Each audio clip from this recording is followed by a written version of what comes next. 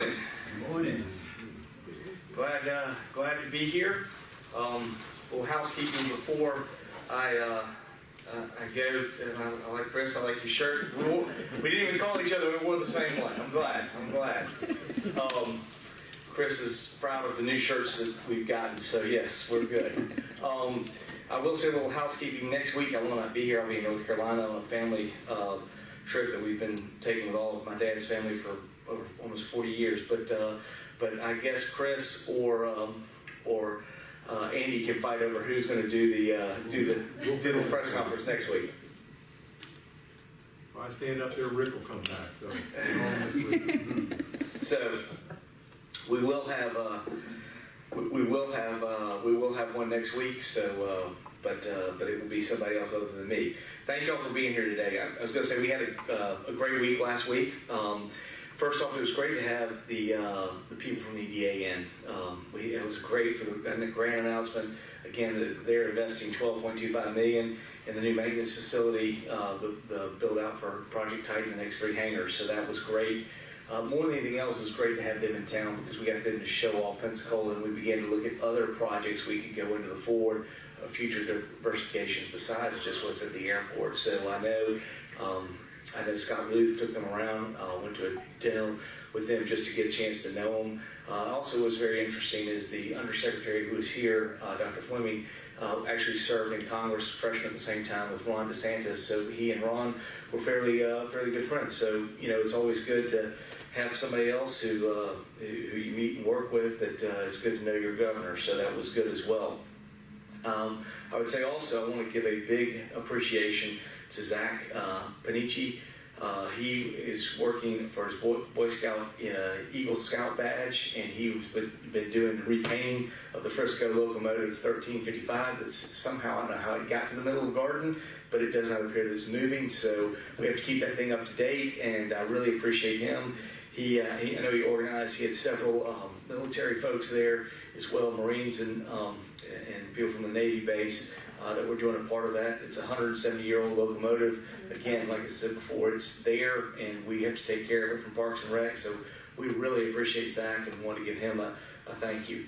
The next Mayor's Cleanup Day will be Saturday, July 27th. This month's cleanup covers 2 areas in the northern part of the city. You can visit cityofpensacola.com for more information to see the cleanup map. And I think this is going to get up in the Scenic Heights area, but please look at that. That will be this Saturday on July 27th. Through neighborhood cleanup, residents in the cleanup area can leave eligible items at the curb to be picked up free of charge from City Sanitation Services. Code enforcement also conducts a sweep of the area and identifies addresses of the code violations. And volunteers from Keep Pensacola Beautiful will help residents clean and remove debris from private property and assist in getting items off the curbside. This cleanup is for bulk items only, not for yard waste or garbage. For more information, you're welcome to contact us at cityofpensacola.com, or if you need the assistance of Keep Pensacola Beautiful, you can call them at 438-1178, 438-1178. I'd like to also congratulate our Financial Services Department again for receiving the Distinguished Budget Presentation Award for Government Finance Officers Association for the 2019 budget, marking the 29th year that they've received this honor. It really just shows, again, the good work that we have going on in that office. City Council budget workshops will begin this week here at Hagler Mason, Wednesday at 1 o'clock and Thursday at 9 a.m. These workshops allow Council to discuss the fiscal year 2020 budget with each other and with staff and with the mayor. So looking forward to those first meetings. Again, I'm very excited about the budget. We've talked about it a couple of times. I think the number one thing we do is we reward our employees who are really carrying out the service. We also try to connect with this very much more culture of service and serving, providing better service, being better engaged in what we're doing so that we do a better job for our citizens. So I'm very excited about what we're doing with this year's budget. This is also just a reminder that FDOT, the traffic will be shifting to the newly constructed Pensacola Bay Bridge on Sunday, July 28th. So July 28th, August 1st, 17th Avenue will be closed between Gregory Street and the railroad overpass. Drivers will be detoured, so use caution in this area. So again, please let everybody know out there that Sunday is going to be the swap over, and for a couple of days here, we will will not have 17th Avenue open again. That's July 28th through August 1st. So I'm glad I'm going to be out of town because I'm sure we're going to get a lot of calls, Derek. So I'll let you handle those.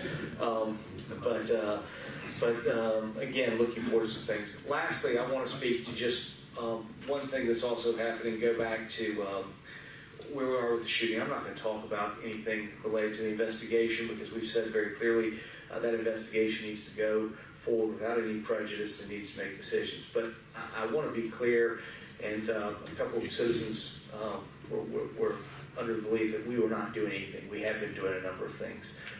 I've met and discussed some things right afterwards with Chief Leiter and now Chief Mallett on some things. I've also been meeting with citizens discussing how we can do a better job. I met with Rodney Jones at the NAACP, and I've met formally with he and Darrell Palmer, who has put out the letter that's come forward. At this particular time, many of the things in the letter I think are kind of for us to comment to them or would sort of be ahead of the investigation. So we're not going to be doing that, but there are some things that we are looking at that are on there that talk about what's going on with how we police, and we're already looking at that. I'd already talked to Chief Leiter before he left on leave, talking about the need for training. It's my understanding that they are already in the process of looking at the entire police force training on some things for potentially this fall and reevaluating what we're doing. We can't do enough training, so we absolutely agree with the point that was sent in on that letter about training, and we're already on that. We're beginning to address that with Chief Leiter, and we agree that's something we need to do a better job of. Two, one of the things that we've talked about clearly is that we will do our own City of Pensacola investigation after this is over. Again, this is not anything we ever want to happen to a citizen. And, again, we also understand it's a very difficult job that our officers do. We need to do our own investigation once this is over, and we will be doing that at that point and evaluate what happens there. Again, the investigation that's going on now is simply a matter of the legality of what happened, and I do think that no matter what is legal, that is the bottommost standard. We need to be doing what is right for our citizens and what's going forward. So we will be investigating that as we move forward on our own after this is done.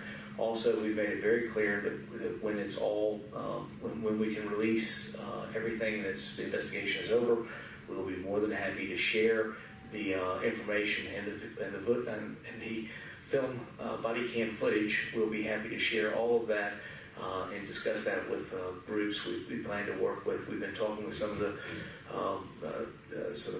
pastors and other leaders in the community, and we'd love to sit down and show them what's going on. What I continue to hear over and over again is what happens. The gentleman from the Blue Angels, the kid that was beaten up, and while that was challenging, they say, well, he managed to live, and why did this other man was he shot? And again, I think it's not as easy as simply comparing those two things because the circumstances weren't all the same. But again, we don't disagree that we want to make sure that whatever we're doing it the way that keeps people safe, but also keeps our citizens safe. So we're going to reevaluate all of these things as we move forward. I think part of it also is a challenge in perspective. I certainly had a sermon over the weekend at our church was about perspective, and what we do and what we actually say we're going to do, and then how we actually do it. And then also I saw Quint had a letter in the paper yesterday about his, it was very good, talking about sometimes perceptions that happen. And I think that's one of the things when I was talking with Mr. Pete Palmer, one of the things that we talked about was certainly a perspective. And there is a challenge and a belief. Certain neighborhoods say they see the police too often. And I try to remind them that it can be a perspective. I know other neighborhoods that get upset with me and they say they don't see the police enough. So it's just, it can be one of those things. And I don't think it's that. I think people are trying to understand each other's perspectives. I think everything Mr. Palmer told me is valid from his perspective. It's just simply not the perspective that I've seen. So I'm trying to work to understand that and what we can do moving forward. But I think the City of Pensacola is committed to resolving that, but we're not going to really discuss the particulars of anything with the investigation until the investigation is over. But I know that's been something there, and there were people that said, hey, we want to know what you are doing. We have been in touch with people, have been continuing to talk with people about ways we can be better, we can do things better, and that's what we're looking to do. That's all the things I had, so I am more than happy to answer your questions. Jeremy.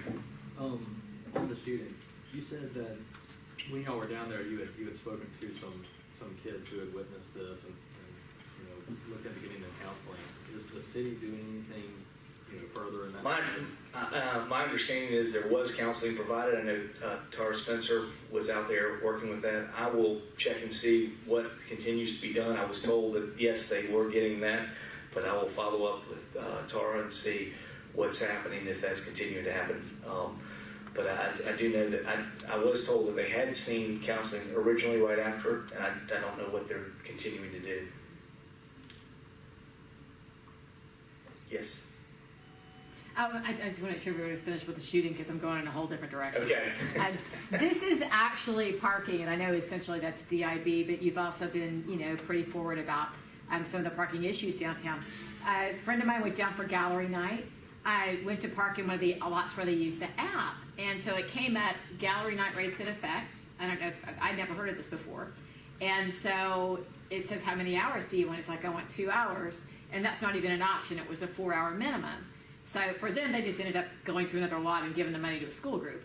But I think the bigger question was, has the city itself had any complaints about special gallery night rates? Have you heard of them?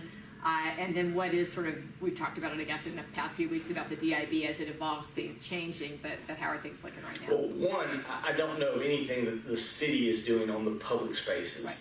Now, there are private lots, and those private lots are there for they are private property, and if they choose to carry on something and say you have to have a minimum, that is something we do not police in that sense. They are private lots. So people, I know a couple of times people have gotten upset about me, and I said, well, if you don't like that private lot, don't go back and park there. So I think that's what your friends did. They went and went somewhere else. One of the things we've been talking about, that I have talked with a couple of people that were coming new onto the board, is how we can provide there are free options. One that I'm amazed at that we didn't even know that we're not doing a very good job. The parking lot in front of Harborview, right over here, is wide open to you to go there free on Fridays, Saturdays, and Sundays. Friday nights, Saturdays, and Sundays, for you to go use. I don't think we do a very good job of telling people. It's 3 decks that are wide open, and nobody's even going there. The other part that I was so glad to have happen, Andrew is not here today, but he brought up that on at least this side of downtown, certainly the governmental area, after 5 o'clock, we're going back to free parking over here. I think you may have to walk. We're going to find ways you can get free parking. You may have to walk, and I think there's a lot of buy-in there that people got to. They said, okay, if you want to park right close to it, that seems like you would pay. If you're willing to walk a couple of blocks, we can move you over a little bit more on spaces. So, that's my hope that the DIB was going to get a little bit more creative with that, how and do a better job of communicating where there are free spots, where there are cheaper spots, and then there are going to be spots at Main and Main, that we don't control, that are somebody else's lot. And if you want to park there, you may have to pay what they choose to do. But I think that's bringing the market into it. And, my only thing was I would have hoped that both the private lots and the government parking spaces could have gone with a single app. That would have been my preference, just because it would create less confusion. But in a sense, hopefully, if you're in a blue app, that means you're in a government spot. If you're in a red app, we don't control the price, and we don't control hours, and we don't control whether they boot it or not. There's just a lot of things we don't control if you go into a red app. I think that's probably the best way to say it. Yeah, that's great info. Thank you. Yes. Hey, Mayor, as part of the new Palafox Road Back project, we recently added approximately 40 on-street parking spaces. I used one right by my church on Sunday, so nobody else was parking them. I think they were scared because they hadn't had the cross ones. I just went and parked. I was like, I'm going to park there. We did add 40 spots on Palafox, if you heard. I think that's bringing more parking into the area.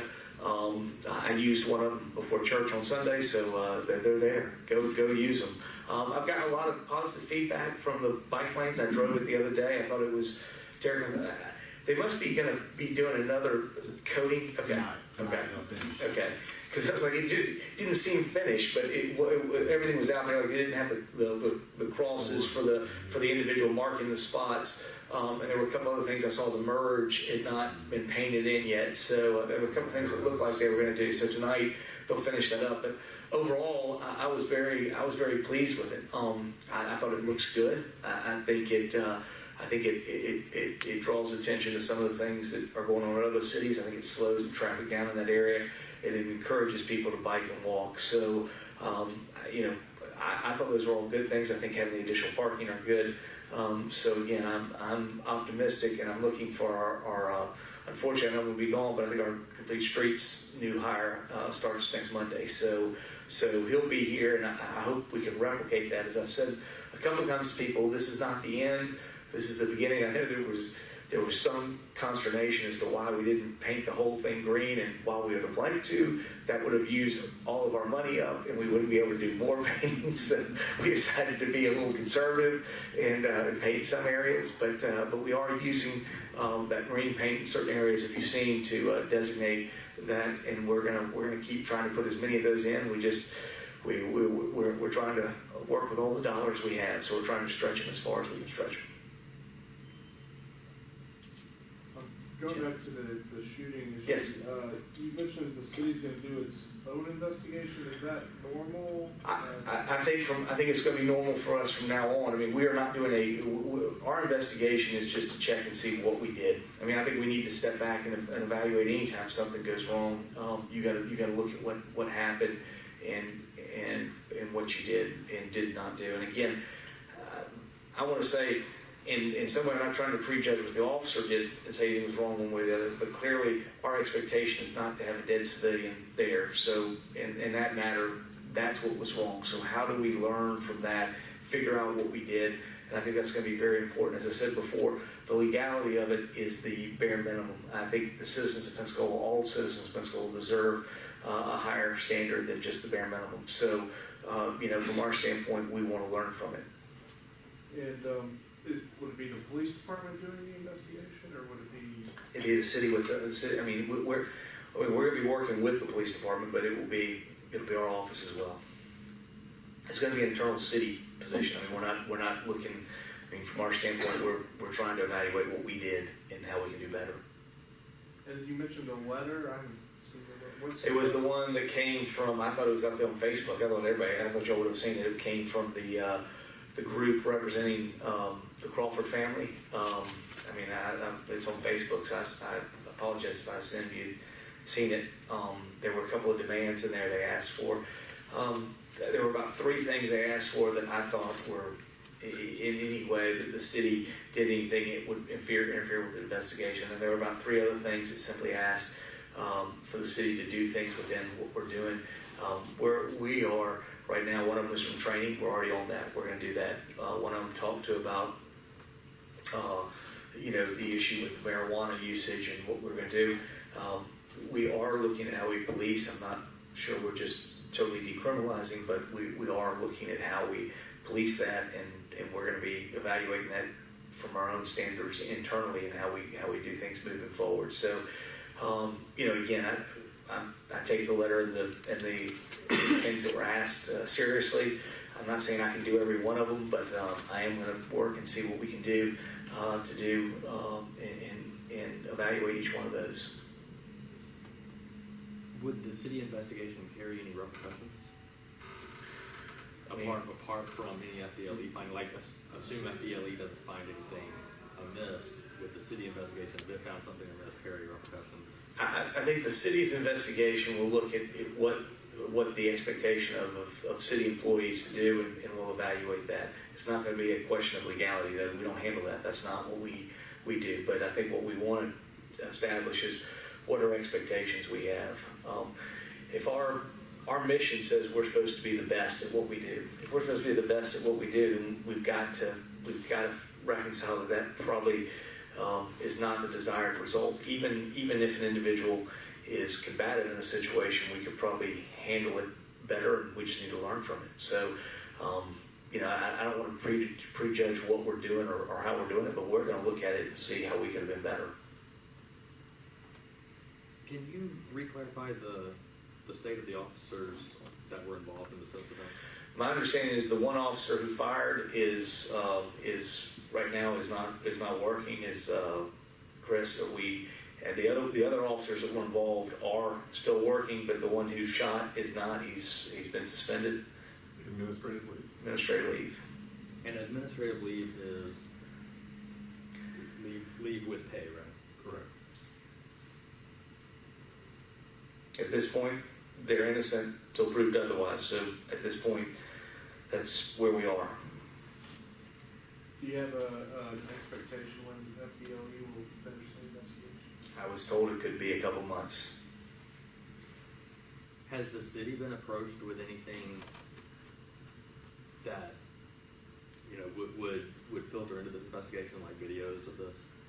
Well, again, anything that's been done, all the videos we had, they're supposed to all the eyewitness Not investigations should have all gone with FDLE. Now, we nobody has submitted any video to us that we didn't have before, and everything would be submitted to FDLE. Do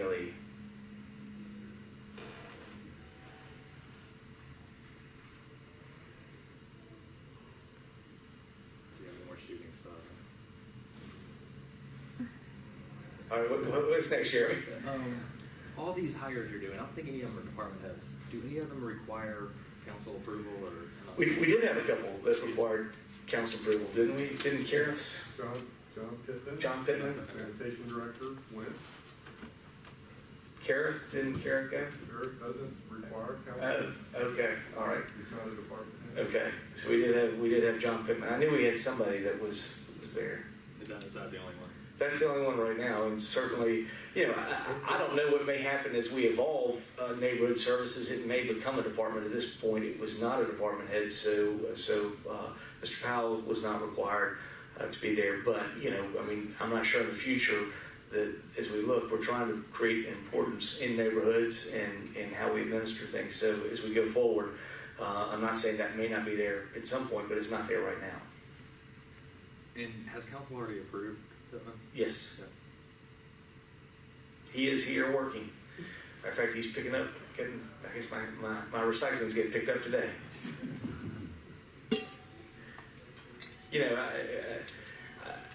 I just want to say, it's so much,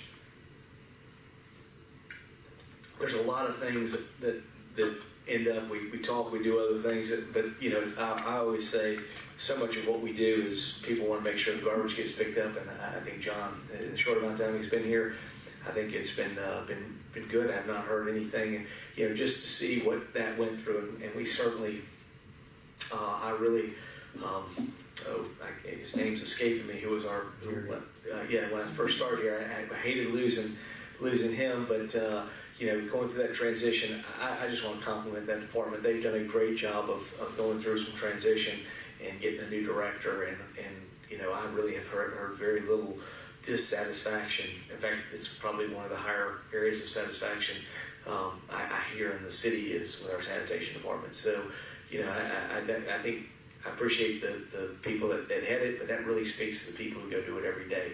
They've had 3 different bosses in a matter of about 3 or 4 months, and they've carried it off as if nothing happened, and they're doing a good job. This week the council's having the budget workshops. Yes. Are you going to be attending those? I will be. I don't know if I'm going to be every single minute because I got a couple of things that are happening going out of town this next week. I may have to step out, but my intention is to be there. Have you heard any feedback from council members on the proposed budget?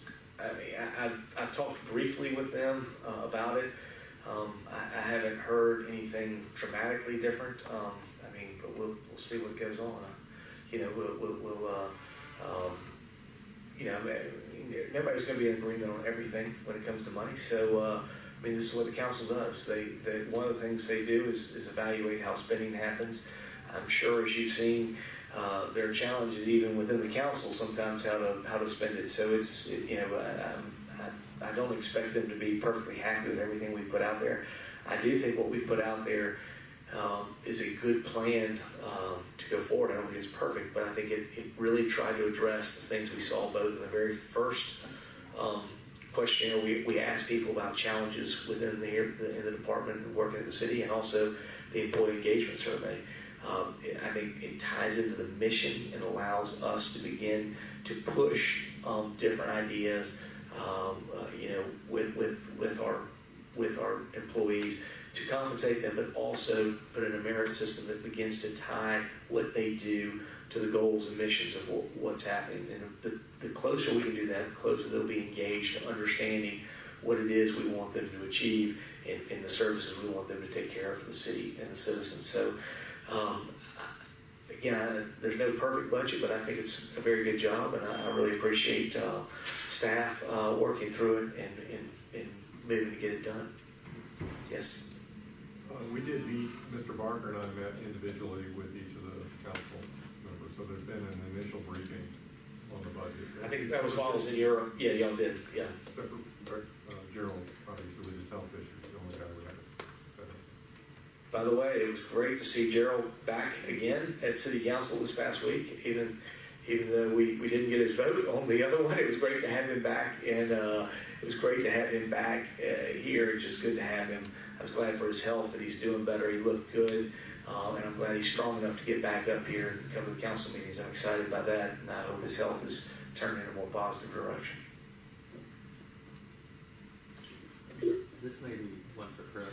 In your conversations with council, can you identify any particular hotspots in the budget or areas where you perceive that you're going to get some pushback? No, I think we were talking about the issue of the hashtag project in Bruce Beach a lot, because leading up to the meeting last week, there were questions about the refinancing, so that seemed to come up. Obviously, the commitment the mayor's made to the staff improvements in the merit system, we walked through.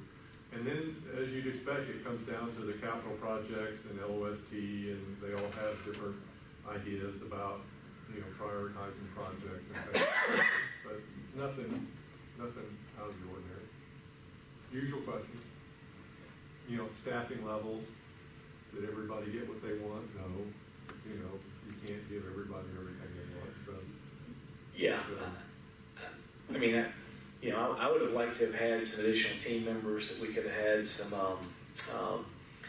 teams within Public Works, that Parks and Rec somewhere that could mow and do other things that we could direct when we need them. But by the time we looked around at what we were able to do with the pay stuff for everybody, we didn't have enough funding. We did not increase any taxes. As I said before, values have increased, but we believe that's a function of what the city has done well. The city has worked hard to make sure that this is a desirable place, and we've seen property values go up. What that means to me is we need to reinvest that back into the services we're doing, or else we won't be able to keep up with what's out there. So again, we've not asked for an increase. I do know I did see one of the council members on Thursday night who did say something about a millage increase, because that was what was voted, I think, the other night. And I said that I'm not supporting a millage increase. I think the value gave us enough stuff that we could implement what we needed. But again, other than that, I don't know anything particular.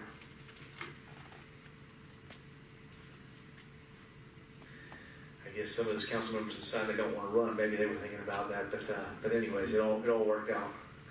Yes.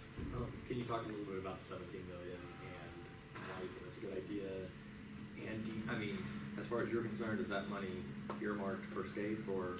Well, clearly we you saw the discussion the other day. We're going to have some discussion and some votes on the project.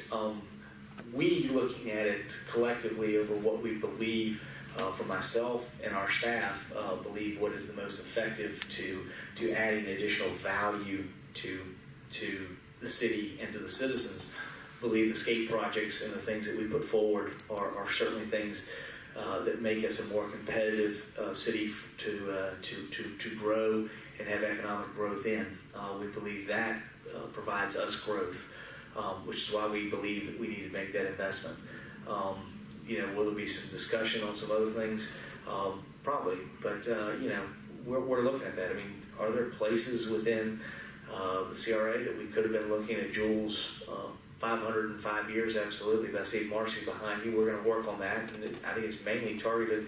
It's going to end up in a lot of those areas that are outside the CRA. But could we use some of that? Possibly. I mean, we're looking at all those things. We're dealing with housing, so. It's one of those things as we move forward. I'm looking forward to this task force coming out. That continues to be a challenge. There's going to be something we're going to be doing on the engineering side with the stormwater, but most all that fell outside of the CRA, so that's not really going to be the problem areas we have on Main Street on the other side of A. So it's not going to fall in the CRA. So those weren't options to spend the dollars on. So again, I think you have to look at what we were trying to achieve and what we can do within that district. I think the plans that were put forward in the spending plan, while I know it was not unanimously well liked, every one of those was what we felt like the investments that we could make in the city that could generate further growth for us. So again, and they're also ones that we could partner. I mean, we are not going to have enough money to do all the things that were asked out of the SCAPE. We're going to have to partner some and find grants out there to participate to really stretch some of our dollars. But we think we can do that. I mean, that's also part of it is picking those projects that you can partner on and stretch some of your dollars so they go a little further.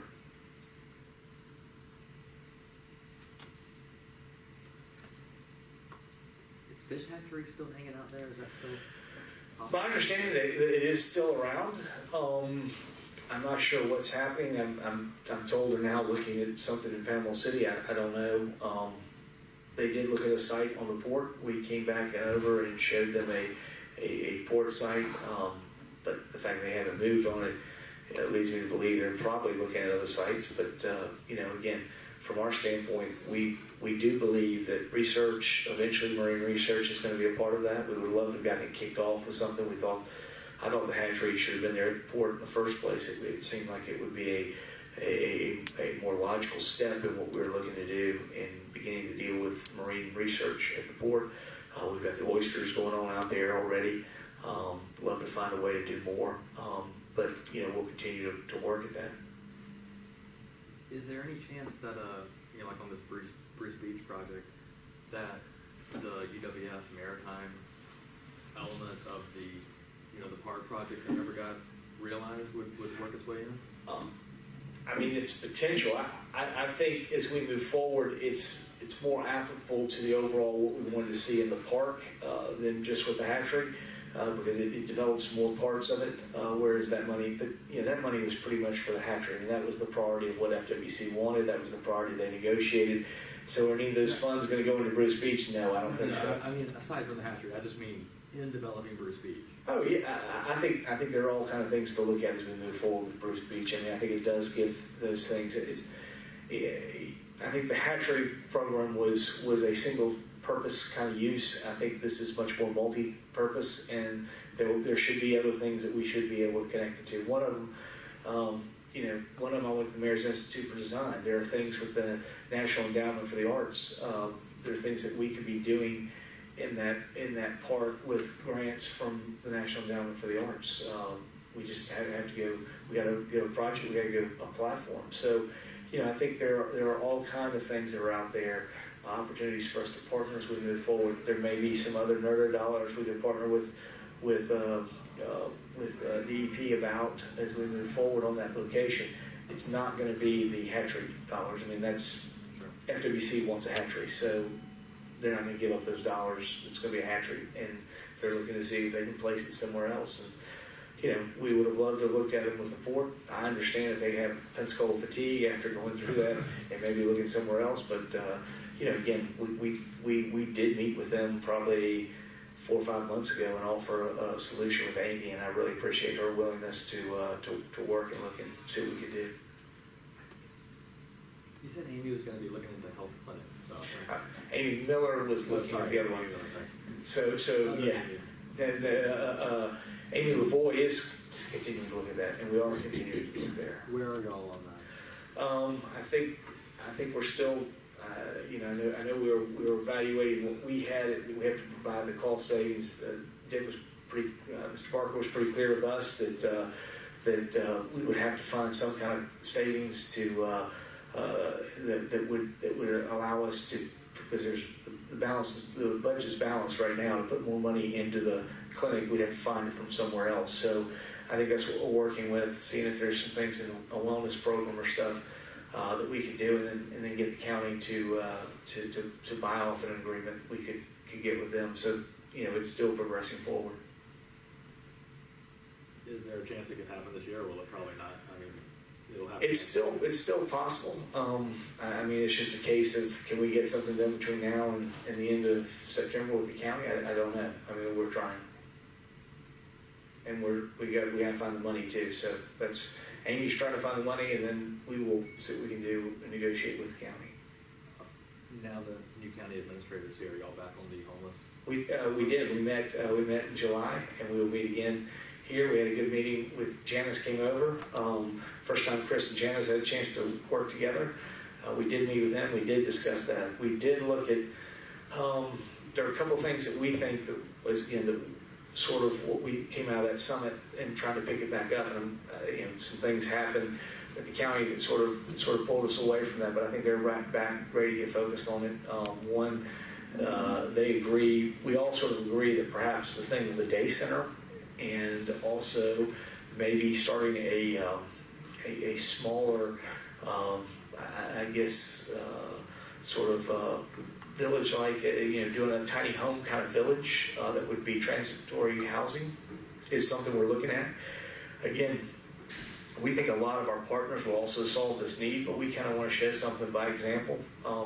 We think there may be an opportunity to do something like that. We've kind of said, hey, it would be somewhere probably between 15 and 20 little tiny houses. If you looked at it, it would be sort of like, what we would see it as is again, everybody got sort of, they don't like trailer parks, but they sort of provide the same function. They do provide housing, smaller housing that would be more affordable. If we could do something like that, it is going to have to be something that's going to be managed. You're going to have somebody there, which is why we don't feel like we can go larger than 15 to 20 units. When Lynn and I were discussing, but those are some of the things we kicked around. We also think that government could be good in providing another day center, a place for us to have a building that brings people in that within there every day. The homeless can come in there and get in touch with other services. We would have a partnership with the other not-for-profits that would come in, provide their services, meet with individuals, see which ones would be good, because every person is going to be a little different, so they may like a different home solution than it's not one size fits all. I mean, not everybody's going to fit into Waterfront Mission, not everybody's going to fit into what they're doing at Richards Memorial or other. It's just going there, bringing them all in, and figuring out which one works for them, and kind of going through that process. I know it's similar to what they do at the Washburn. They have washing machines, post office box. I mean, some of those things that we could do in there, and at least be an area where we could bring people in. And that came out of the thing and said, hey, we need more day facility kind of things. The other thing is, we think on the inside we can have a place that be air conditioning. The problem that Councilwoman Myers talked about her friend that on Facebook that got kicked out of Sacred Heart. There ought to be a place where people could go during the day to stay out of the heat. We'd like it there. We'd also think you could partner with groups that do meals. I love that people are compassionate when they get meals for homeless. I hate when they do it, they take it to them on the side of the road, and then it just gets all dumped and left, like what we used to always have right there by where Davis and I-10 are. There's always a lot of trash right there. What we'd rather have you do is, if you want to do that and you want to provide meals, come to the day center, provide the meals there. People can come there, have a meal. We believe that that's another function that could happen there, and we again, these are all good things that we could do, and we feel very strongly that would work. And in a way, there are things that we could do as a governmental body. There are things that we're not going to be good at. Additional social workers. I don't think we're going to get the state. I mean, the local government is not going to get into doing those kind of things. While it was certainly an identified task, we think that the state, through its other agencies and working, is much better at that than city and county. We believe facilities and keeping up with those facilities and having them there are things that we can do. So again, it's, you know, and it's all going to require a lot of partnership. All those entities that were there for the summit, they got to partner with us, and we got to. And I, like I said before, I like having a lot of different solutions because I believe people are as varied as the solutions. I mean, not every solution is going to work for everybody who's homeless. But you know, if we have a lot of different choices, we'll find the right match. And you know, I've talked with Mike out there at Chitose Forest. I mean, that's what he clearly tells me. He says, no, he says, not every homeless person is going to fit in every single thing, and they're very kind of, you got to find the right one. It's like homeless match. You got to find the right place that's going to be good for them and get them turned around. But he you know, he seems to feel if we invested that in there, we could make progress in what we're doing, and so we were still talking those things. We talked them last time, and it was good getting Janice and Chris together, and so I think that's where we're going to go.